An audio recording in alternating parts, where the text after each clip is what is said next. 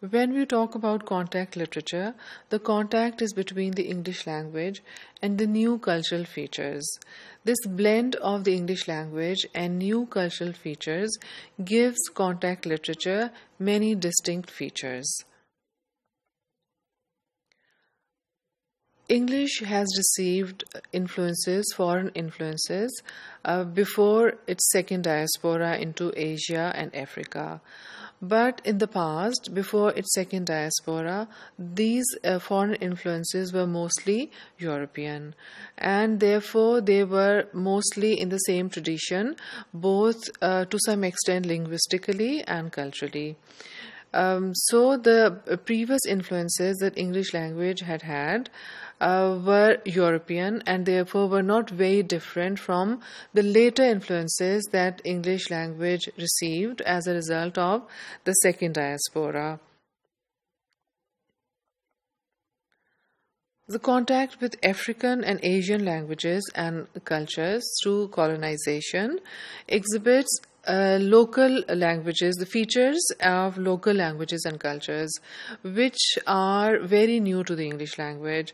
Because, as we have just said, the previous influences, foreign influences on English language, were mostly European, and they were in the same tradition as the English language. But the influences on English language after colonization, as a result of the second diaspora, they were very new to the English language itself because they were mostly Asian and African, and the languages and culture both were very different from the English language and culture. In the post-colonial scenario, we know that many varieties of English emerged. These varieties of English have been undergoing a process of localization. So ever since they emerged during colonization and after colonization, they have been undergoing a process of localization, which means the local features of language and culture are being added to these varieties. And this impact of the local languages and cultures, the influence of the local languages and cultures, is the main cause of variations that we see in different varieties. For example, it is the same English language which is used by different people in different countries of Asia and Africa. So why is it different? It is different because of the influences of local languages and cultures on the English language.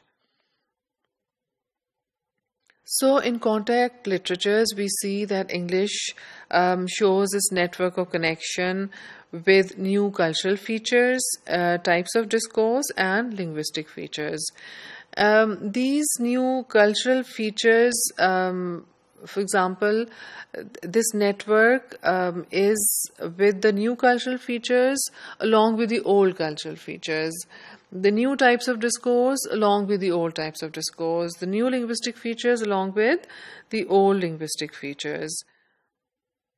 So, in literary creativity, in writing literature in contact languages, or in the varieties which have emerged as a result of the contact of the English language with different cultures all over the world, in this creative literature, English language is adapted, is changed, reshaped, modified to fully represent the situations in which it is written, to fully express the emotions, feelings, values, cultures of the people about who this literature is.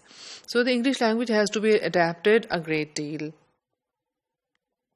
And this adaptation is completely supported by the writers of contact literature because they believe that whatever they write should represent the true zeal, fervor, spirit of the people about who this literature is. So the contact literature writers completely support and advocate this adaptation of the English language.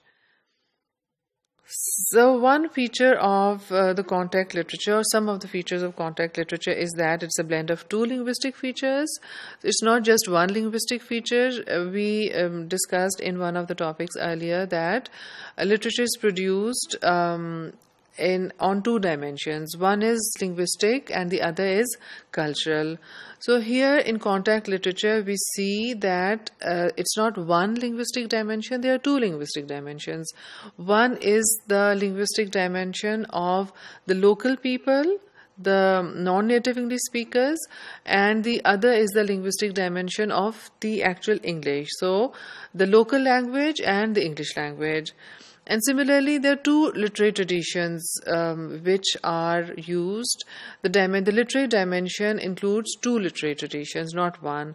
One is the local literary tradition and the other is the English literary tradition. So, because of this merging of two different linguistic dimensions, two different literary traditions, we see the extension of literary categories. We see English language expanding, including newer categories in its repertoire. Another feature of contact literature is that it exhibits a national identity. Monolingualism, monoculturalism, all these are exceptions now. So these literatures are not for the English nation only. It is for the people. It is for the people from who the writer who's writing this literature has also emerged.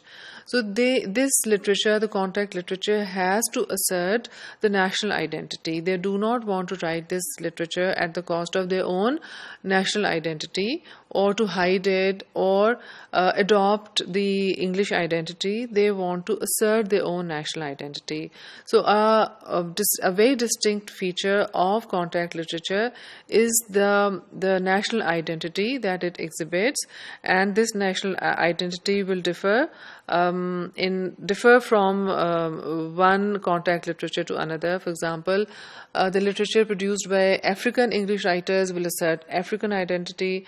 The literature written by Pakistani English writers will assert Pakistani identity, so on and so forth. And of course, it exhibits features of local languages and cultures, as we have said many a time already.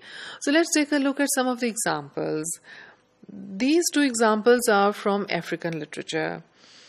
Your behavior tantamounts to insubordination. Here, the adjective tantamount is used as a verb, which is not characteristic of standard English. So it is a characteristic of this variety of English, African variety of English. Similarly, it doesn't worth the price, again, is used as an adverb. So worth is used as as a verb. Worth is used as a verb. Similarly, they insisted to go in spite of my advice, again, is a construction that we do not use in standard English. Insisted to go is not used in standard English. This again is a feature of African variety of English. Let's take a look at some examples from Pakistani literature now. So he was looking very smart in his specially made kurta. Now we do not have a substitute word in English for kurta. So kurta will be used as it is, even in the English construction. The sehen, the courtyard, we have an English substitute, courtyard, but courtyard does not express the same meaning. It does not build the same image as sehen. So sehen is used in its original form in this line from a Pakistani English novel. The sehen would have been spacious and maybe even pleasant. So we see the contact literature, these examples of contact literature show the use of local varieties, local languages and culture.